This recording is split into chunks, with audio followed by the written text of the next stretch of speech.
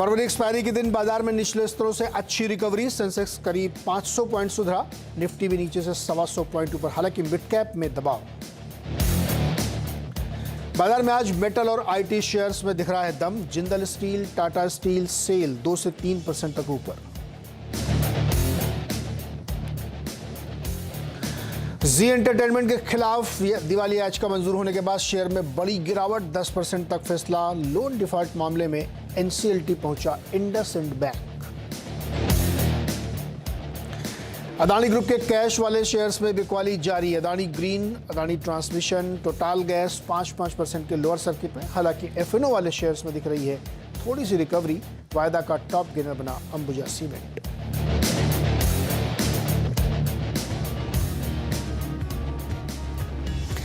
तो 40-42 पॉइंट की रिकवरी या मजबूती है शॉर्ट कवरिंग के दम पर। 17,595 यानी 17,600 के करीब पहुंचने वाला है निफ्टी। और भी अनुज बताया 17,621 के ऊपर अगर ये गया तो और ज़्यादा शॉर्ट कवरिंग आ सकती है।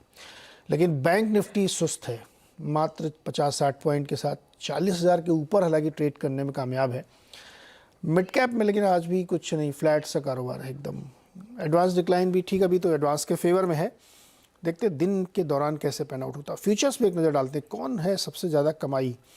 जेएसपीएल और अंबुजा सीमेंट टॉप गेनर्स हैं, 2-2% के करीब ऊपर। स्टील शेयर्स में आज थोड़ी सी तेज़ी देखने को मिल रही है, लेकिन जी एंटरटेनमेंट 7.5% नीचे सबसे बड़ा लूज़र है। एशियन पेंट में भी आज कमज़ोरी है। भारत फोर्ज, डॉक्टर लाल में भी कमज़ोरी का रुझान है। चलिए मेहमान से आपकी मुलाकात कराते हैं। सर्वेंद्र श्रीवास्तव आज के हमारे मेहमान हैं। सर्वेंद्र, बहुत बहुत स्वागत है आपका। बहुत बहुत नमस्कार नीरज जी। क्या कर रहे हैं आज के बाजार में आप? अब देखिए, एक्सपायरी का दिन तो देखिए बहुत वॉलेटाइल रहता है, और जो लास्ट 6-8 हफ्तों की रेंज है ब्रॉडली मोटा मोटी पकड़े तो 17,500 से 18,000 एक ब्रॉड मोटा मोटी राउंड फिगर की रेंज पकड़े तो उसी के अंदर उन्हीं दायरों में अभी भी कामकाज है। और आज लोअर एंड में थोड़ा सा तोड़ा, लेकिन रिकवरी आई है। बट की पैरामीटर्स यही है कि जैसे भी आप एनएससी 500 देखेंगे, निफ्टी 500 जो है उसने अपना बजट वाला लो आज वो इंडेक्स ने तोड़ दिया है। तो थोड़े तो रुझान तो हल्के हल्के थोड़े से संकेत लार्जर इंडाइसेस में तो ऐसे लग रहे हैं कि भाई पीछे के लोज टूट रहे हैं, तो डेफिनेटली चिंता का विषय है। बट जैसे मैंने बोला 17,500 और 18,000 की ये रेंज है। बैंक निफ्टी के हमारे सारे टारगेट्स आ गए, जो हमने 41,800 42,000 पे हमने शॉर्ट करने को बैंक निफ्टी जो हमने राय दी थी ओपिनियन, तो वो मोटा मोटी अगर आप देखें तो वो सारे टारगेट्स अब आ चुके हैं। तो बेसिकली जो शॉर्ट टर्म शॉर्ट्स है, मतलब जो एग्रेसिव शॉर्ट्स जिन्होंने किए होंगे इस रेंज के लिए, तो रेंज के नीचे लोअर एंड पे बाजार आ गया तो थोड़ा मुनाफा वसूल करने में कोई हर्जा नहीं है। बट ओवरऑल मैंने जैसे बोला कि मीडियम टर्म सेटअप सब धीमे धीमे थोड़े पिस रहे हैं, ब्रेथ थोड़ी खराब होती है। आप जैसे बोले थे अब शाम तक देखते हैं कि ब्रेथ क्या होती है, लेकिन लास्ट 20-30 डे की अगर आप ब्रेथ देखेंगे तो नेट नेट खराब ही रहती है। तो हल्का हल्का और मिड कैप में पिसाई हो रही है, तो हल्का हल्का रुझान नरमी का ही बना हुआ है। बहुत ज्यादा बुलिश संकेत तो नहीं आ रहे। बट यस, रेंज के लोअर एंड पे है तो आप यहाँ से थोड़ा मुनाफा लेंगे, और एग्रेसिव तो आप यहाँ से दोबारा शॉर्ट नहीं करेंगे जब तक क्लियरली आपको एक ब्रेकडाउन निफ्टी और बैंक निफ्टी दोनों में नहीं दिखता पिछले लोज से। तो स्पॉट के लोज निफ्टी और बैंक निफ्टी के दोनों बरकरार हैं अभी तक, तो नया रुझान तो उसके बाद ही निकलेंगे। खाली निफ्टी 500 ने पहले तोड़ा है क्योंकि ब्रॉडर इंडेक्स है, तो उसका रुझान को उसको उसको उसको उसको भी मानना पड़ेगा, उसको भी वेटेज देना पड़ेगा। इसलिए मैं कहता हूं कि लॉन्ग करने के मौके नहीं है, बट यस प्रॉफिट बुकिंग है अगर आपकी, तो शॉर्ट्स में तो आप बुक करिए थोड़ा। उसके बाद क्या करें? फिर बैठे रहें, इंतजार करें? जी अभी तो आज तो एक्सपायरी है, आज तो वॉलेटिलिटी रहेगी। आज नया करने जैसा तो कुछ नहीं है सर। देखिए, हमेशा रोज रोज सौदे नहीं रहते, नया करने के लिए आज कुछ नहीं है। जिनके पास मुनाफा है शॉर्ट्स में उनको लेना चाहिए। बैंक निफ्टी के सारे टारगेट जैसे मैंने बोला आ गए हैं। निफ्टी भी लोअर एंड पे आ गया है रेंज की, तो जिनके शॉर्ट्स हैं ऊपर की रेंज से उनको बुक करना चाहिए। बाकी लोगों को आज एक्सपायरी साइडलाइन में बैठना चाहिए जब तक निफ्टी बैंक निफ्टी के स्पॉट के बजट वाले लो नहीं टूट जाते, तो वो दोनों नहीं टूट। जी जी जी।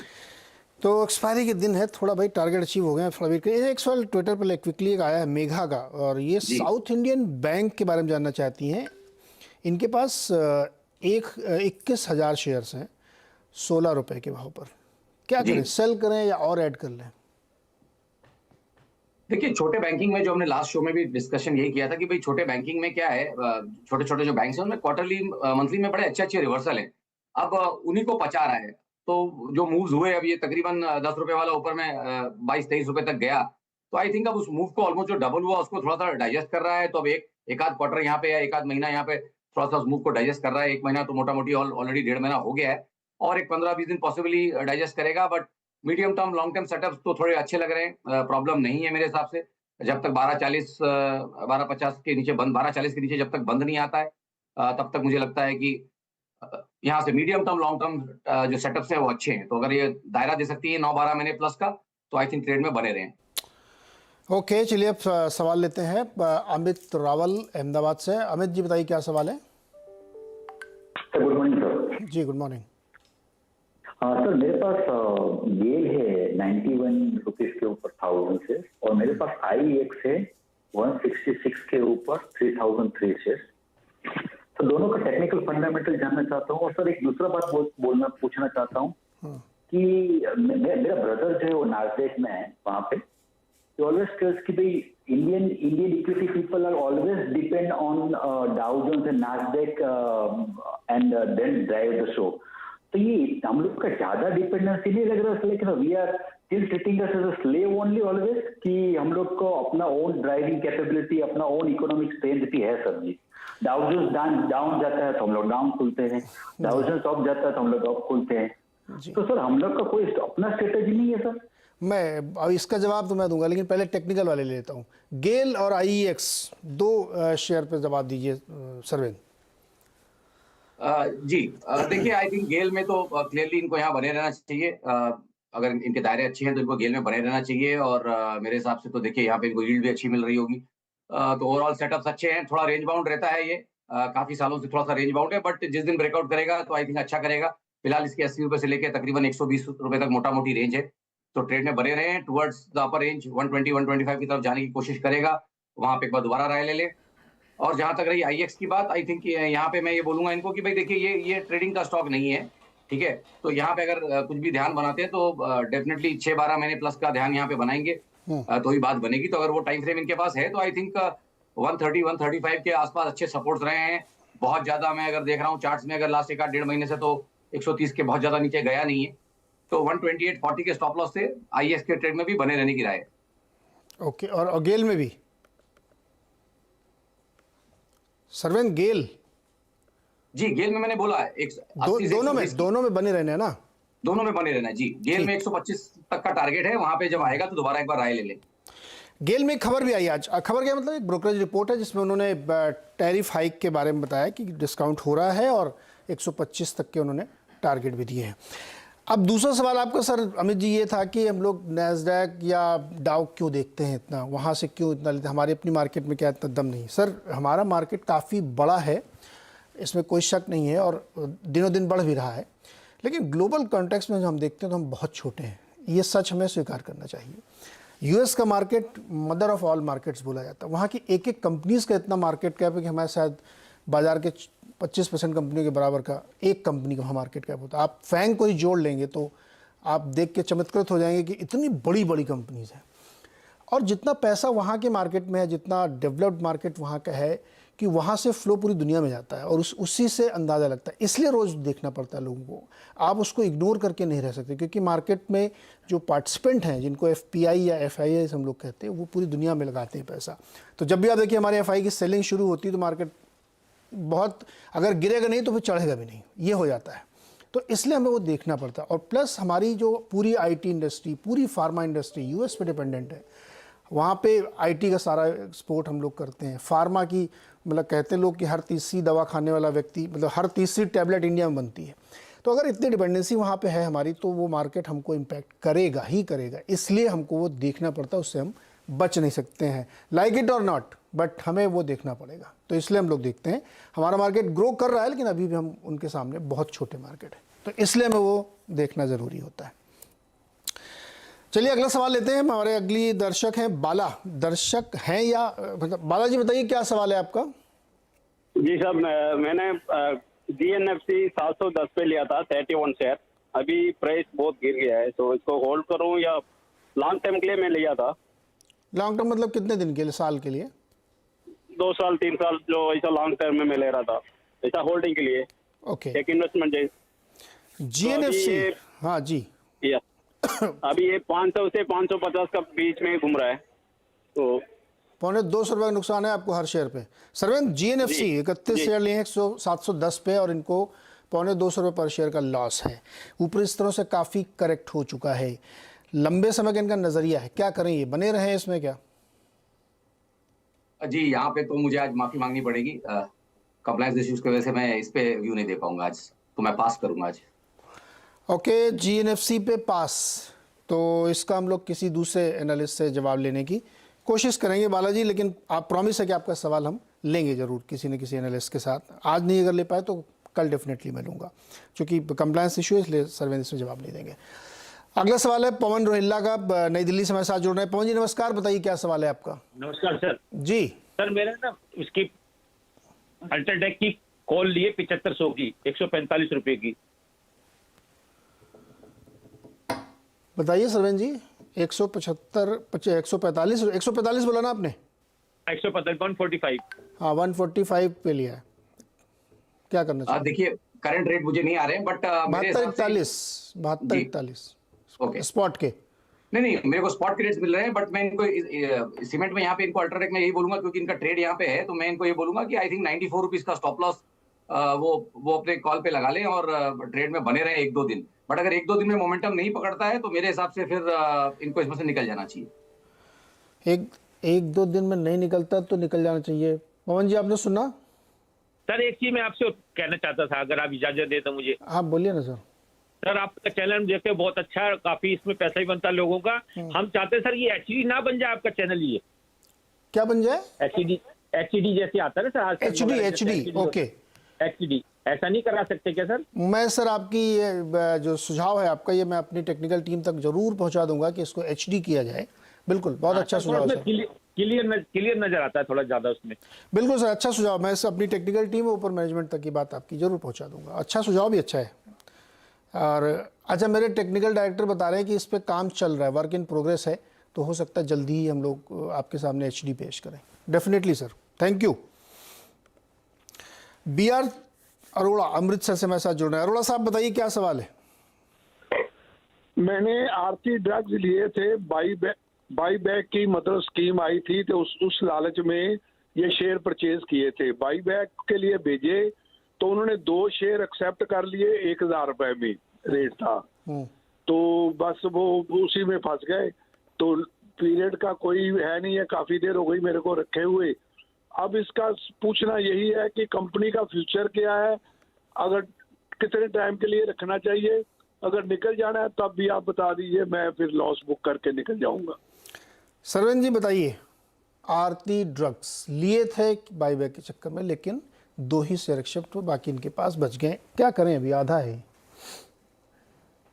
देखिए, ये दुविधा बहुतों के साथ आती है। बायबैक में हमेशा समझना चाहिए कि कितना टेंडर में जाएगा। ये एक मोटा जब तक अनुमान ना हो तब तक ब्लाइंडली कुछ भी बायबैक, अगर आपके पास शेयर नहीं है तो आप बाजार से लेके वो भरने की कोशिश ना करें, ऐसा मैं सबको राय देता हूं, जब तक आपके पास क्लैरिटी नहीं है कि इसमें क्या हो रहा है। तो आई थिंक इनके पास बिल्कुल क्लैरिटी नहीं थी और इनको लगा नहीं था कि इनका क्या होएगा, और हार्डली इनके कुछ भी परसेंटेज वाइज शेयर नहीं गए। देखिए, अब यहाँ से तो मैं इनको यहाँ से तो जैसे मैंने बोला ना, 2 धारी तलवार है। यहाँ से मैं इनको कोई नई राय नहीं दे सकता हूँ। फिलहाल मैं इनको इतना बोल सकता हूँ कि ट्रेड में बने रहें और उछालों में निकलने की कोशिश करें। तो आई थिंक अगर ये लकी रहे तो 394.10 की तरफ एक बाउंस बैक आएगा, उस बाउंस बैक में मेरे हिसाब से निकलने की कोशिश करें। ओके, सौरभ मलिक जानना चाहते हैं कि इन्होंने गोदरेज प्रॉपर्टीज के शेयर खरीदे 1355 पे, क्या अगर इसको ये होल्ड करें तो ये लकी रहेंगे? देखिए, इस स्पेस में भी देखिए करेक्शन अच्छे चल रहे हैं, लेकिन अभी जो टाइम वाइज, जो हमेशा मैं बोलता हूँ कि भाई कम से कम कुछ महीनों हफ्तों का करेक्शन पूरा हो जाए, तो यहाँ लग तो रहा है पूरा होता हुआ, लेकिन अभी उसने क्या किया है, पिछले 2 क्वार्टर्स के लो तोड़ दिए। तो मैं थोड़ा दुविधा में हूँ। लास्ट क्वार्टर तक तो लग रहा था कि नहीं ये संभल जाएगा, बट इस क्वार्टर में उसने पिछले 3 क्वार्टर के लो तोड़ के जो आज ट्रेड हो रहा है ना 2 दिन से, ये थोड़ा चिंता का विषय है मेरे लिए। और मुझे लगता है कि उछालों में यहाँ पे भी निकलने की कोशिश करें शॉर्ट टर्म में, और अगर इनके पास दायरा 12-18 महीने प्लस का है तो डेफिनेटली इस ट्रेड में खड़े रह सकते हैं, बट टाइम लगेगा इसमें से इनको निकलने को। ये तो चीज क्लियर दिख रही है यहाँ पे। ओके, प्रवीण पाटिल जलगांव से हमारे साथ हैं। प्रवीण जी सवाल पूछिए अपना। सर जी, मैं RAC लिमिटेड लिया हूँ 1500 शेयर 114 के रेट से, तो क्या करना चाहिए? होल्ड करना चाहिए या? सरवेंद अभी एकदम प्राइस के आसपास ही है इनके, ₹1 ₹1.5 नीचे है। आरईसी में क्या करना चाहिए, रोकें क्या? देखिए, अगर इनका टाइम फ्रेम यहाँ पे लंबा है, ये ट्रेडिंग स्टॉक नहीं है, पहले समझ ले। आरईसी को हमने एज अ केस स्टडी भी कभी डिस्कस करना चाहिए, एक आध बार किया भी है। ये स्टॉक है जो मोटा मोटी नीचे में 70-80 और ऊपर में 120-125 की रेंज में फंसा हुआ है 13-14 साल से। तो ये बहुत बढ़िया स्टॉक है ट्रेडिंग के लिए, इन द सेंस कि अगर आप ये बाय एंड होल्ड वाले नहीं है, मतलब लिया और 80 के आसपास, 70-80 के आसपास लिया और 1-1.5 साल में 120-130 में निकाल दिया, तो हर बार आपको तकरीबन 50% का रिटर्न देता है। और मैं जब चार्ट में जब देखता हूँ तो कम से कम 6-7 बार ये कर चुका है। तो आई थिंक मेरे लिए तो बहुत टेक्निकली तो बहुत बढ़िया स्टॉक है। अगर आपको लग जाएगी ये रेंज फंसी हुई है ना, तो आप बटन दबा के, जब आप 70-80 में हमेशा फील्डिंग भरिए, ले लीजिए, 120 में बिक जाता है। तो 6 बार में अगर आपने ये कर लिया तो 240 रुपए तो आपके यही बन गए। तो 100 रुपए की चीज में 240 रुपए अगर आपने बना लिए है 10 साल में, तो मतलब पैसा तो आपका वैसे ही डबल है और आपके पास माल भी पड़ा हुआ है, जब नीचे आएगा आप दोबारा लेंगे। तो अपर एंड की रेंज की तरफ इन्होंने लिया है, बट फिर भी 120-125 तक की जगह है। तो अगर वो ट्रेड कर उसमें बने रहना चाहते हैं 10-1% के लिए, तो मेरे हिसाब से बने रहें और स्टॉप लॉस जरूर लगा के रखें 104.40 रुपए पे। लेकिन और जब ट्रेड में बने अपर साइड की रेंज में के आसपास पहुंच गया तो फिर इसमें बने क्यों रहे? 70-80 नहीं, के अभी 10% बाकी है ना सर, 125 तक एक 10% बाकी है अभी, 120-125 की रेंज है। पटेल जी 10% रुकेंगे आप 10% के लिए क्या?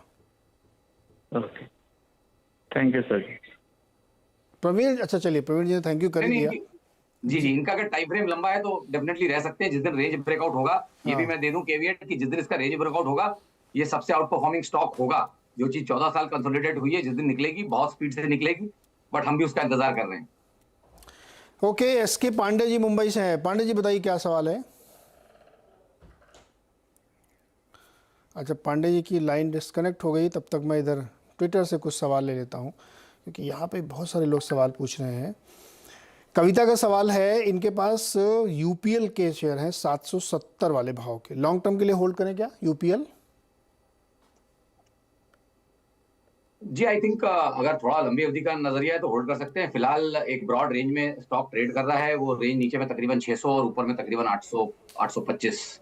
तो अब अपर एंड की तरफ जाने की कोशिश कर रहा है, बट जैसे मैंने बोला यहाँ पे भी 30-40 पॉइंट और बाकी है। अगर उसके लिए खड़े रहना चाहें तो खड़े रहें, बट जब तक 825 के ऊपर डिसाइसिवली ब्रेकआउट नहीं करता, बहुत बड़ा नया ट्रेंड निकल के इसमें आएगा नहीं और ये इस ब्रॉड रेंज में ही रहेगा।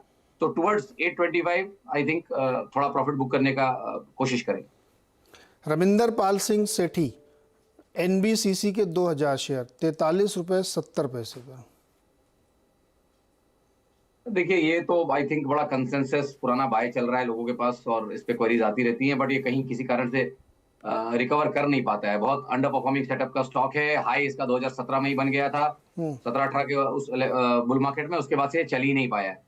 तो I think under performing category का स्टॉक है। मेरे हिसाब से तो अगर थोड़ा उछाल आए और कैपिटल निकालें और कहीं और किसी स्टॉक में निवेश करने की अच्छे स्टॉक में कोशिश करें तो ज्यादा बेहतर रहेगा। इस भाव से तो मैं कहूंगा बने रहें, क्योंकि बहुत ज्यादा 28-30 के नीचे लगता नहीं है। लेकिन जैसे मैंने बोला 40-42 के आसपास आए तो थोड़ा बुक कर लें और पैसे को कहीं और शिफ्ट करने की कोशिश करें। इस स्टॉक ने एक बार बहुत जलवे दिखाए थे काफी पहले, अब इसका जूस निकल चुका है क्या?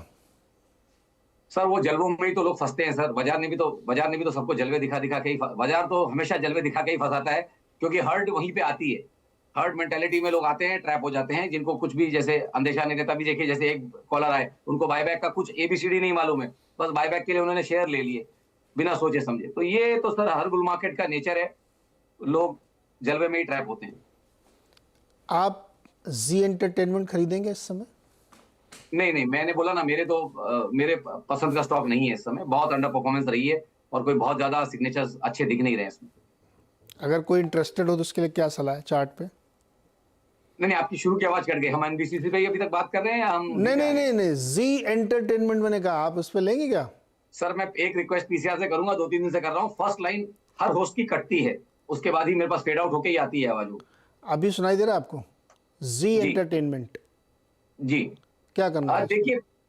देखिए जी में अभी आज ताजा खबरों में है सर, तो मैं यूजुअली कोशिश यही करता हूँ कि जो खबरों में जो चीजें रहे और जिनमें बहुत ज्यादा कुछ कॉर्पोरेट इश्यूज चल रहे हों, उनको थोड़ा अवॉइड करने की राय दूंगा, क्योंकि क्या है, क्लैरिटी कुछ नहीं है अभी। जब तक पूरी क्लैरिटी नहीं आ जाए तब तक मेरे हिसाब से फिलहाल के लिए अवॉइड है। फिलहाल के लिए अवॉइड है, इसलिए इसमें से फिलहाल दूर रहिए। तिरुपति नायडू जी हैं सिकंदराबाद से हमारे साथ। नायडू सर बताइए क्या सवाल है आपका? जी, आपको और श्रेवेंद्र जी को नमस्ते। जी नमस्ते सर। मैंने 1 साल पहले डाबर इंडिया 900 शेयर 546 में खरीदा था। अभी तो थोड़ा नुकसान में है, मगर ये अभी कुछ भी नहीं कर रहा है, ऐसा ही है। इधर उधर जाता है आता है, ऐसा है। अभी क्या करना है इसको? मैं तो लॉन्ग टर्म इन्वेस्टर हूँ, ओके मैं रुक सकता हूँ, जी कोई प्रॉब्लम नहीं है। जी। सरवेन जी, डाबर बहुत ही क्वालिटी स्टॉक है, इसमें कोई शक नहीं है, लेकिन एक ऊंची उछाल इसने दिखाई है, उसके बाद अब ये थोड़ा नीचे है और इनके भाव से 10 रुपये नीचे आ गया है। नायडू सर को क्या करना चाहिए? लंबे समय का कोई समय में चिंता नहीं है, बने रहे इसमें क्या? नहीं, देखिए बड़े दिल के करीब वाला विषय ये निकल आया इस स्टॉक के साथ कि मैं लास्ट 6-12 महीने से यही बोल रहा हूँ कि अब out performance will get punished. तो उसकी शुरुआत ऑलरेडी अब सबको दिख रही है। Out performance will get punished और अंडर परफॉर्मेंस में भी क्वालिटी स्टॉक्स जो है वहां पे आपको रिवॉर्ड्स मिलेंगे। तो मेरे हिसाब से अभी इनको कोई ज्यादा नुकसान नहीं है। स्टॉक एकदम ओवरबॉट है मेरे हिसाब से लॉन्ग टर्म में भी। तो नेक्स्ट 1.5-2 साल इसमें इनके बहुत ज्यादा पैसे बनने की उम्मीद नहीं है। मतलब क्या वो एफडी रेट जैसे बन जाएंगे तो बन जाएंगे, बट उससे बहुत ज्यादा पैसे बनने की उम्मीद नहीं है। तो मेरे हिसाब से तो कोई ज्यादा नुकसान नहीं है, इसमें से निकल जाए, पैसे को थोड़ा ड्राई पाउडर रखें अपने पास। बहुत अच्छे मौके नीचे में लेने के आएंगे। फिलहाल बाजार थोड़ा सा रुझान नेगेटिव है, बट यहाँ से थोड़े 500,000 पॉइंट नीचे अगर आया किसी कारण से तो बहुत बढ़िया रिस्क रिवॉर्ड और बहुत बढ़िया अच्छे स्टॉक्स में इनको मिलेंगे जहां पे थोड़ी अंडर परफॉर्मेंस रही है, लेकिन क्वालिटी में कोई शक शुबा नहीं है। मतलब मैरिको जैसे ही क्वालिटी के बहुत सारे स्टॉक जो है ना वो ओवरसोल्ड चल रहे हैं, तो वहां पे नजर रखें और उन स्टॉक्स में लें जहां अंडर परफॉर्मेंस रही है लास्ट 52 हफ्तों से। अच्छा, ये जो ड्राई पाउडर मतलब कैश है, इसको कहाँ छिड़कना है? कोई ओवरसोल्ड वाला बताइए एक स्टॉक। सर देखिए, आई थिंक मुझे अगर जाना है तो अभी फिलहाल कोल इंडिया है, एनएमडीसी है, बहुत बढ़िया नाम है जिनमें डिविडेंड यील्ड्स भी अच्छी हैं और जिनमें पैटर्न्स भी इतने बढ़िया लग रहे हैं। अब ये मेरी ब्रॉड ओपिनियन है, मेरा रिकमेंडेशन नहीं है, तो ये डिस्क्लेमर दे दूं। बट कोल इंडिया एनएमडीसी जो दोनों हैं, आई थिंक मुझे दोनों नीचे के लेवल, एनएमडीसी तो थोड़ा चल गया है, बट कोल इंडिया मुझे लगता है 180-200 की रेंज बिल्कुल खोटी नहीं है लॉन्ग टर्म में लेके बैठने के लिए, और पैसे यहाँ पे बहुत बढ़िया बन सकते हैं। और 8-9% की जो डिविडेंड यील्ड मिलेगी वो आपको सोने पे सुहागे का काम करेगी। ओके तिरुपति सर, अगर आप इसी स्टॉक में बने रहना चाहते हैं तो आपको थोड़ा लंबा समय इंतजार करना पड़ेगा। 1 साल 1.5 साल हो सकता है बहुत अच्छा रिटर्न मिले, 2-4-5% मिल सकता है, ऐसा सरवीन की राय है। अगर आप इसमें से निकल के कहीं और लगाना चाहते हैं पैसा जहां आपको ज़्यादा रिटर्न मिले 1 साल 2 साल में, तो आप ये जो स्क्रीन पर दिख रहा है इस पर आप विचार कर सकते हैं इसके लिए। सरवीन जी शुक्रिया जुड़ने के लिए, बहुत बहुत मदद करने के लिए दर्शकों की, धन्यवाद। और बाजार की आज स्थिति क्या है? बिल्कुल अभी सब टिक गया है 40-45 पॉइंट पे, वो 600 1700 के ऊपर टिक गया है। देखते हैं यहाँ से आगे की रुझान